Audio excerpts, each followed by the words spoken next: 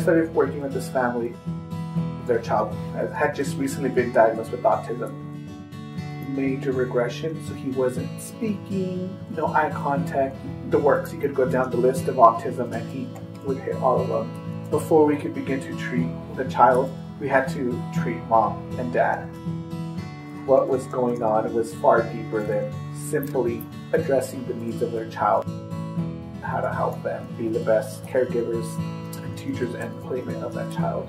And at that time, I began to get really invested in this family and trying to help them in a way or another with their child's situation. But I couldn't see the bigger picture, what was going on and why mom and dad were not being responsive. When I began taking classes for the mental health program, we had a big aha moment of like, oh, okay, what's really going on? Our goals are not the same for the parents. Mine was to treat them and help them out with their child's autism. But clearly they had bigger issues for them, which was they weren't connecting as a family. They didn't even have each other as a support for one another. And it wasn't clicking that to help the child, I needed to help the parents first. So with the program and the readings, that began to change. They were each dealing with their own issues very differently. There was talk of divorce. It was hard, because that's something that you're not prepared and you're not sure how to deal with.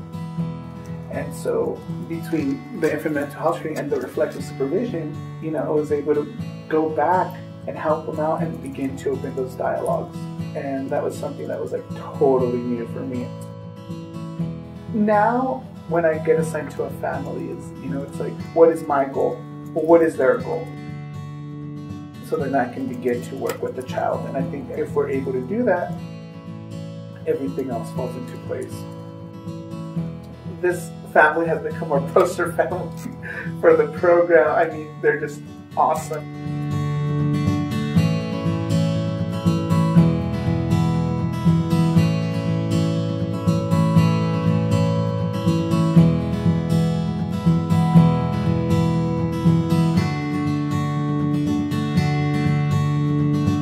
One particular case that comes to mind is my first depressive parent that I get. She has episodes of depression and I'm there to service her daughter. But, at the same time you have to build a relationship with the parents. And I show up and mom's really having a depressive episode. And I didn't know how to deal with it. So when we had the article on postpartum depression and welcoming families into a home, it gave me a lot of relevant information that I could go back and use for myself.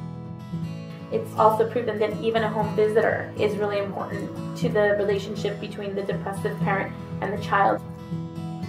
Even if we open the door a little bit, it's going to give that child an experience between her mother and me, myself, but also the mom has somebody to talk to.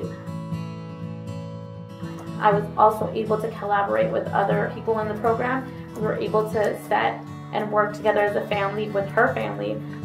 Sat down with the husband and we said, let's go over the support systems. Do we have a plan? And we got her into therapy.